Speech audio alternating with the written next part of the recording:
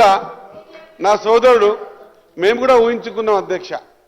ఖచ్చితంగా బీసీల పట్ల మేము ఏదైతే తపనతో ప్రయత్నం చేస్తా ఉన్నామో నేను కూడా అనుకున్నా అధ్యక్ష, మా సోదరునికి ముందల స్థానం దొరుకుతుందేమో అని చాలా ఆశపడ్డా అధ్యక్ష. మంచి మాటకారి, సమర్థుడు, చాలా కష్టాలు కిందికెంచి రాజకీయాన్ని చూసినోడు. ఆ స్థానం దొరికితే భవిష్యత్తు బాగుంటుందేమో అనగా అధ్యక్ష. మరి తమకేమో తన దగ్గర స్థానం దొరకదు అధ్యక్ష. అక్కడ పక్క కూర్చున్న కూడా వాళ్ళ దగ్గర స్థానం దొరకదు అధ్యక్ష. వాళ్ళు వచ్చి మేము ఇప్పుడు స్థానం కలిగించిన తర్వాత కలిగించాలని ప్రయత్నం చేస్తుంటే ప్రశ్నించడం ఎంతవరకు సమంజసమో మా సోదరుడే అది తెలుసుకోవాల్సిన అవసరం ఉంది అధ్యక్ష. ధన్యవాదాలు అధ్యక్ష. అధ్యక్ష నేను శ్రీయర్ అన్నకు మంత్రి పదవి వచ్చా అంటే నేను గవర్నర్ అక్కడికి ప్రమాణ స్వీకారం వెళ్ళిన తర్వాత మొట్టమొదటి వ్యక్తిని పుష్పగుచ్చం ఇచ్చి ఆలింగనం చేసుకున్న తర్వాత ఎంత ఆశపడ్డా అంటే ఎన్ని పోర్ట్ఫోలియోలు వస్తారో మా అన్నకు, ఎంత పెద్ద పెద్ద పోర్ట్ఫోలియోలు ఇస్తారో అని చాలా ఆశపడ్డా అధ్యక్ష.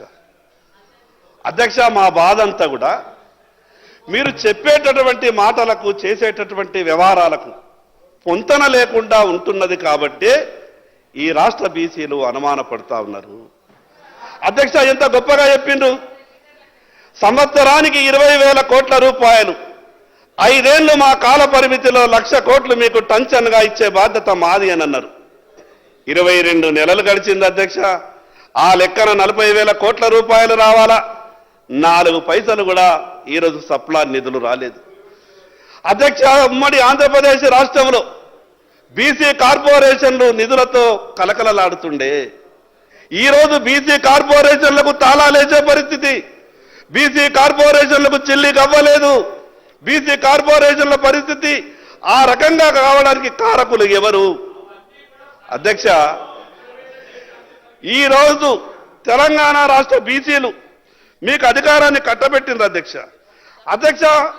ఈరోజు బీసీలని మీకు మద్దతు ఇవ్వకుంటే ఈరోజు కాంగ్రెస్ పార్టీ అధికారంలోకి వచ్చేదా? ఓట్లు వేసేటప్పుడు బీసీలు కావాలా, మీకు సీట్లు రావడానికి బీసీలు కావాలా. కానీ ఈ రాష్ట్ర మంత్రివర్గంలో మాకు అవకాశాలు ఉన్నాయి. పోనీ మంత్రివర్గం అయిపోయింది, దాని తర్వాత కూడా ఈ రాష్ట్రంలో కార్పొరేషన్లకు చైర్మన్ వేసారు, దానికి కూడా పనికిరాము అధ్యక్ష మేము. పోనీ కార్పొరేషన్లకు చైర్మన్ వేసారు, నిన్న లేక మొన్న ఆర్టీఐకి కమిషనర్లు వేసారు.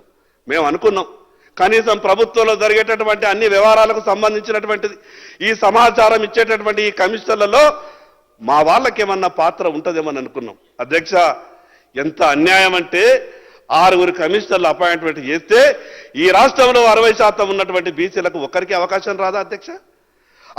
మేము డీజీపీలుగా వనికిరాం, మేము చీఫ్ సెక్రటరీలుగా వనికిరాం, మేము అన్ని శాఖలలో ప్రధాన కార్యదర్శులుగా వనికిరాం.